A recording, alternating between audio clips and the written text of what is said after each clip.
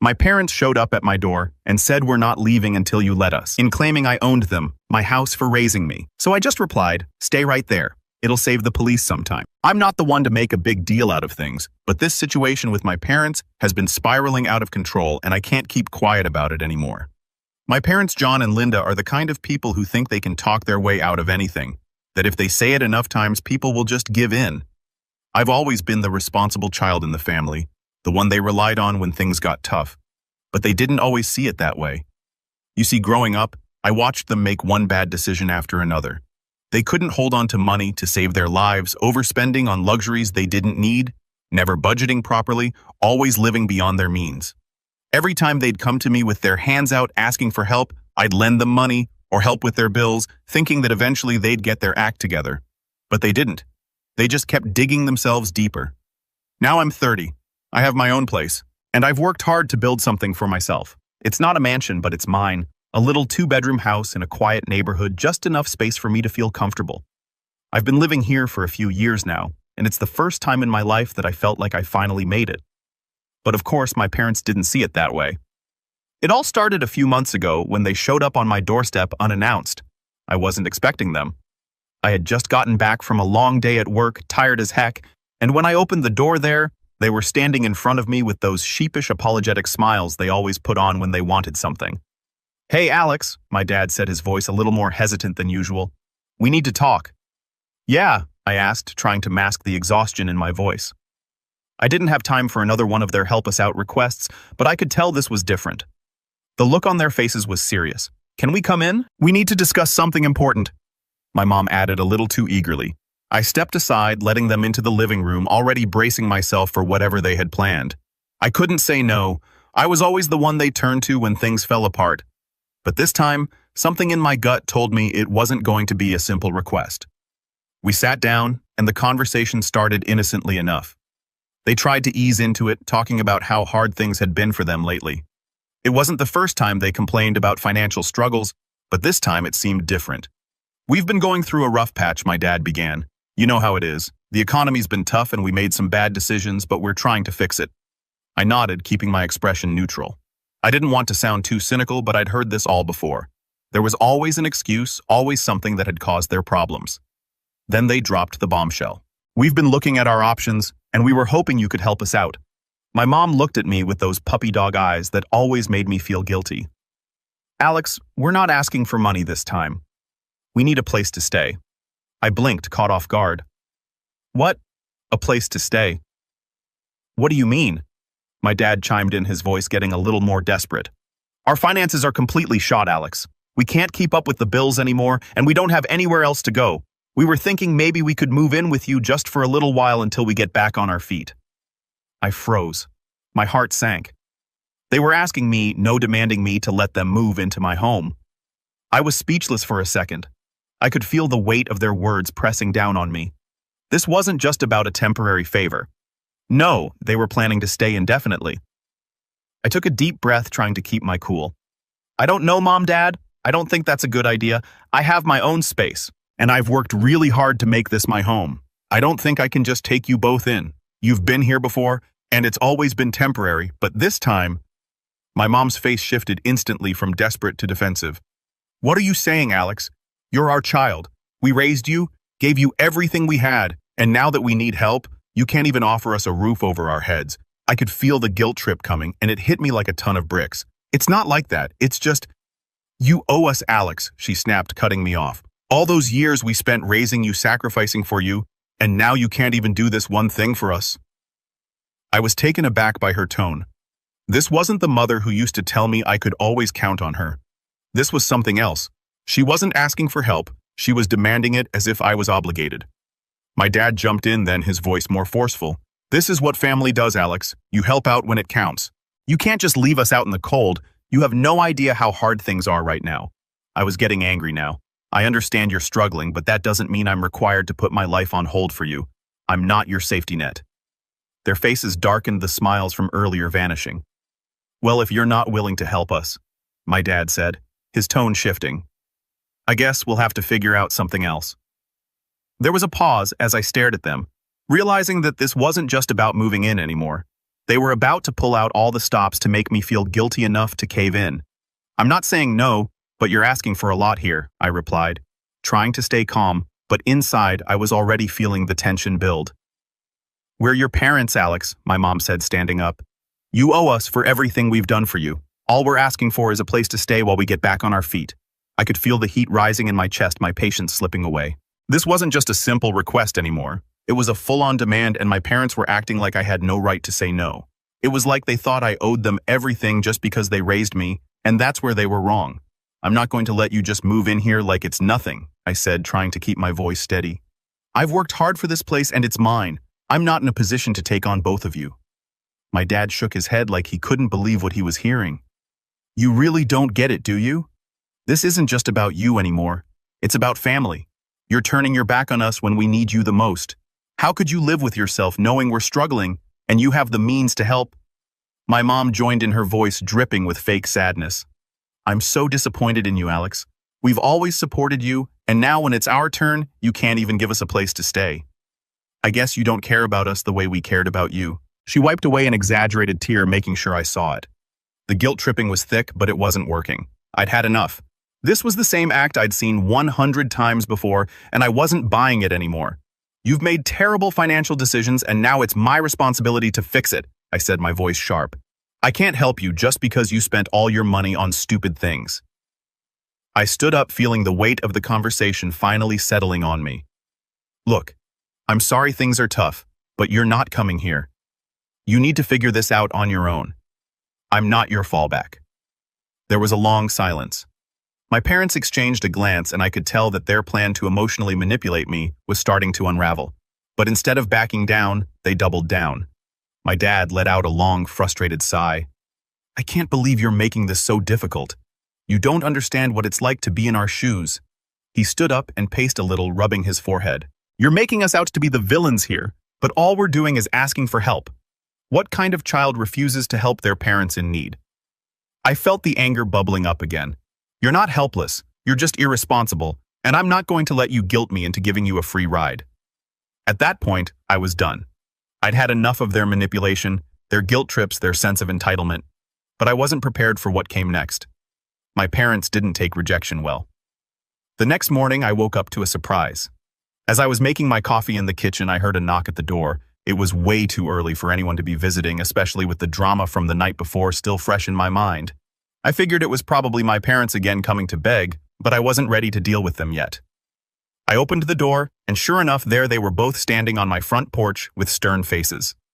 We need to talk, my dad said without even so much as a greeting. Not now. I don't want to do this again, I replied, ready to shut the door. But before I could, my mom stepped forward, blocking the entrance. You're not getting away with this, Alex, she said, her voice cold and firm. We're not leaving until you do the right thing. I could feel my stomach drop. I'd been expecting some kind of escalation, but this was beyond what I thought they'd do. They were literally trying to force their way into my house. What are you talking about? I said, confused but increasingly alarmed. We thought about it, and we're not leaving until you let us move in, my dad said, his tone final. You can't just push us away like this. We're your parents. You owe us. You have to help us. Dad, get out of the way, I said, trying to keep my cool. This is my home, and I've told you no. But they didn't move. My mom stepped forward, her eyes narrowed in frustration. You don't understand. We have nowhere else to go. We can't keep living like this. If you don't help us, then you're no better than the people who've abandoned us. You owe us this, Alex. Don't make us beg. It was becoming clear they weren't leaving anytime soon.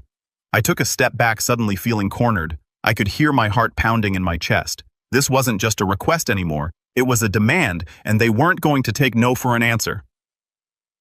Stop, I'm telling you, leave now, I said, my voice shaking with anger.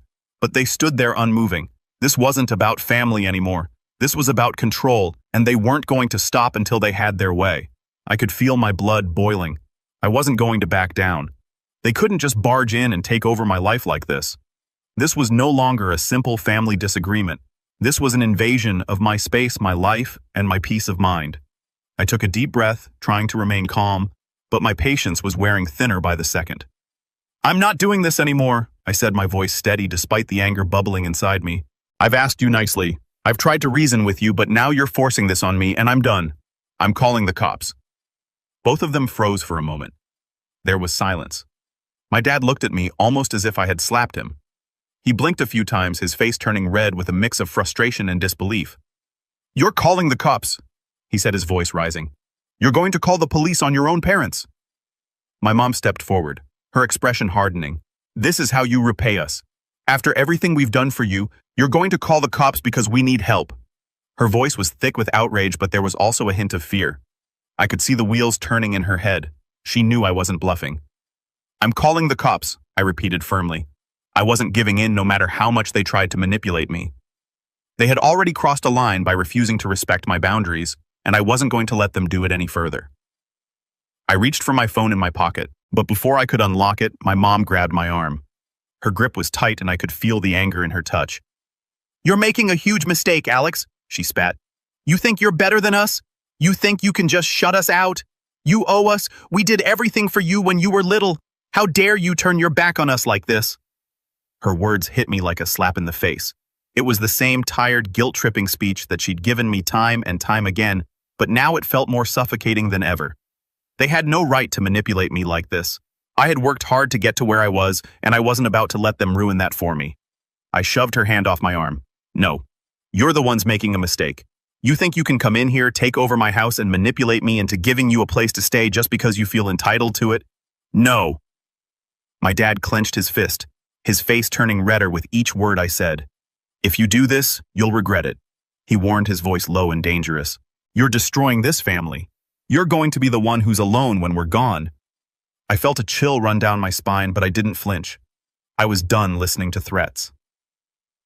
"Goodbye, Dad," I said. And I quickly pulled my phone out, dialing the non-emergency line for the police. I could hear my parents arguing in the background as I waited for the line to connect. My dad was shouting now, demanding I open the door. "You can't do this." "You'll be sorry, Alex. We're your parents." But I didn't open the door. I didn't let their words affect me. I just focused on the phone call, waiting for the dispatcher to answer. 911, what's your emergency? I took a deep breath, trying to stay as calm as possible. "Hi. I need to report a situation at my house. My parents are here and they're trying to force their way into my home. They're making threats and refusing to leave. I've asked them to leave multiple times and now they're being aggressive." The dispatcher's voice was professional and calm. "Okay, sir, I understand. We'll send someone to your location. Stay on the line and do not open the door unless you're certain it's law enforcement." I thanked the dispatcher, hanging up just as I heard my dad pounding on the door. His voice was muffled, but I could hear the fury in his words. "You're going to regret this, Alex. You just destroyed everything." But I was done. I wasn't going to give in to their manipulation anymore. I backed away from the door and took a few steps into the living room, my mind racing. I couldn't believe this was happening. I thought I was done with all the drama, but now it seemed like it was escalating faster than I could keep up with. A few minutes later, I heard sirens outside. My stomach twisted in knots, but I stayed put, waiting for the cops to arrive. When they finally pulled up, I felt a mix of relief and dread. This wasn't how I'd wanted things to go, but my parents weren't leaving me with any other choice. I opened the door just enough to let the officers inside. "Please take care of this," I said, my voice trembling with a mix of exhaustion and anger. The officers stepped in immediately, sizing up the situation. My parents were standing there, arms crossed, looking more defiant than ever. "You need to leave," one of the officers said firmly, his tone no nonsense. "We've been called here for a disturbance. You're not allowed to force your way into this home."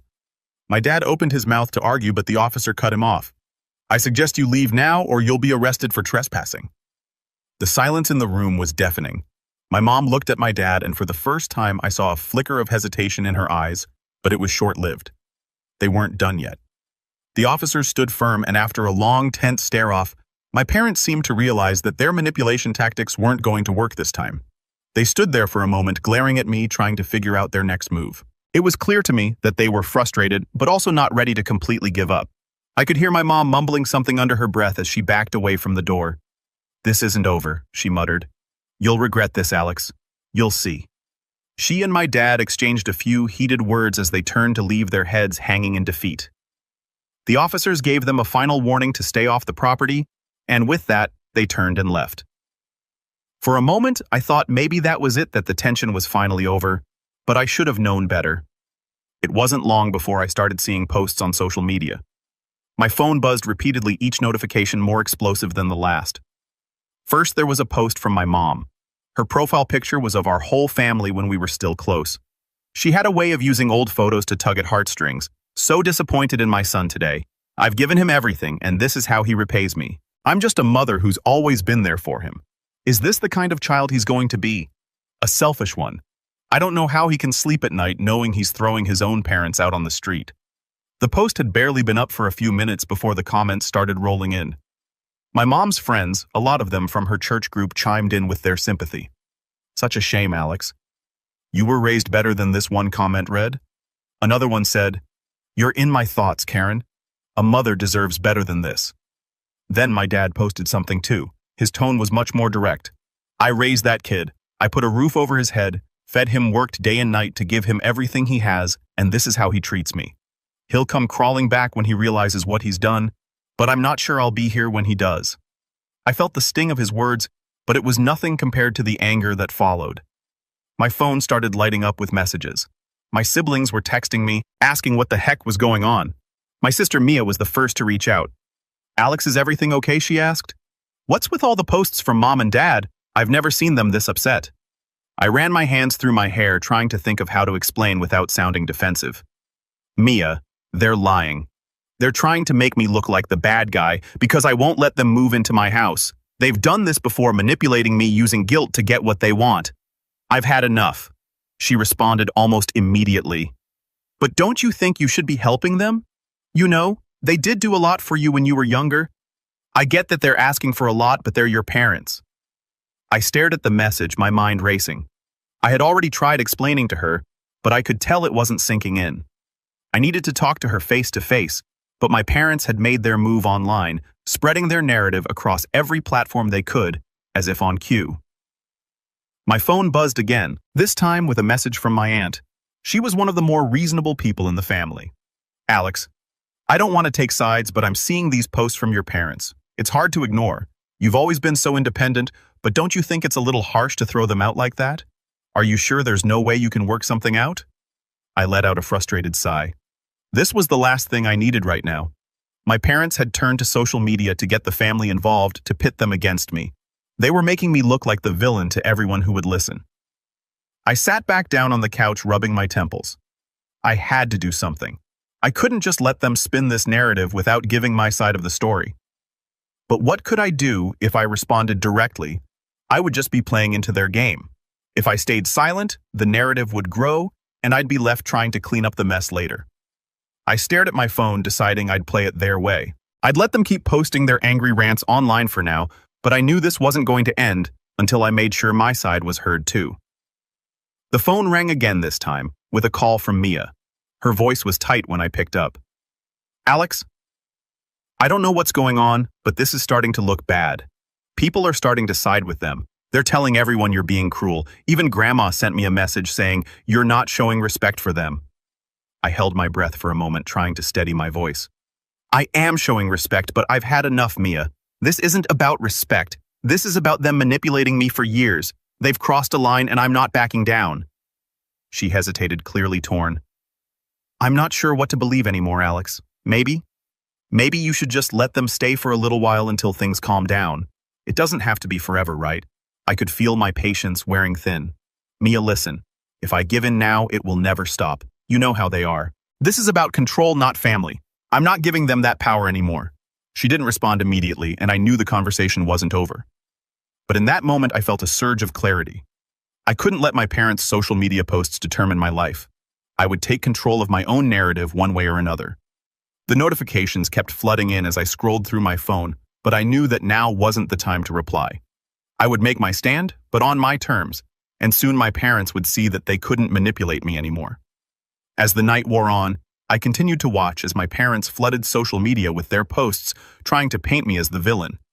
They posted pictures of themselves looking miserable, making passive-aggressive comments about how their son had abandoned them, trying to gather sympathy from anyone who would listen. I had had enough.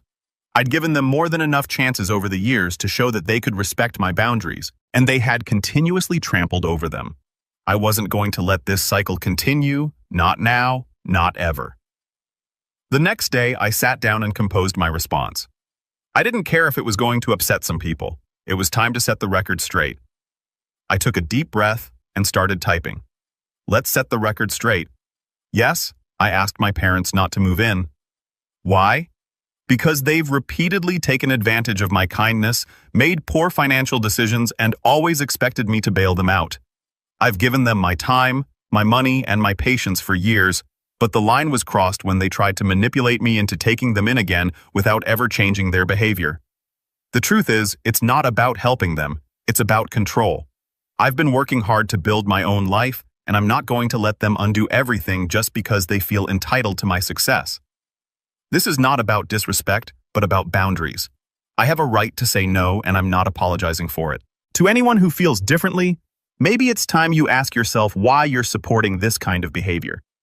I hesitated for a moment, but then hit post. Within minutes, comments started to roll in. Some of my family members, the ones who didn't know the full story, began posting their support for my parents. My aunt, the one who had asked about things earlier, even left a comment asking why I couldn't just let things go for a while. But I noticed the more honest, straightforward comments started to outweigh the manipulative ones. Then I saw something I wasn't expecting. Mia commented. It was short, but it meant everything to me. I'm sorry, Alex. I get it now. I'll always have your back. You're doing the right thing. It hit me like a wave. Finally, someone understood. The posts from my parents came to an abrupt halt after that. For a while, it felt like they'd retreated into their own little world of bitterness. I didn't care. I had done what I had to do, and now the ball was in their court. They could keep playing their manipulative games, but I wasn't going to be a pawn in them anymore. A week later, I got a phone call from my mom. Her voice was quieter than usual, but the edge was still there. Alex, you don't know how much you've hurt me. I thought you'd always be there for me, and now you've turned your back on me. I paused for a moment. I had no desire to get dragged back into her guilt trips, so I said simply, No, Mom. You don't get to control me anymore. I'm not turning my back on you, but I'm setting boundaries, and I expect you to respect them. If you need help, I'll be here, but on my terms. I won't keep letting you manipulate me into thinking that you're the only one who matters. There was silence on the other end, and I knew she wasn't happy. But for once, it felt like I had the power. They never did come back to my house after that. The social media posts eventually stopped as well. It wasn't easy, but I realized that standing up for myself was the most important thing I could do. No amount of guilt or manipulation could change that. I was done being their doormat, and the world didn't end because of it. And just like that, I reclaimed control over my life. My parents learned a hard lesson that day, one that I had been trying to teach them for years. Family can be complicated, but sometimes you have to draw a line in the sand and say, enough is enough. They didn't change overnight, but I did, and that's what mattered.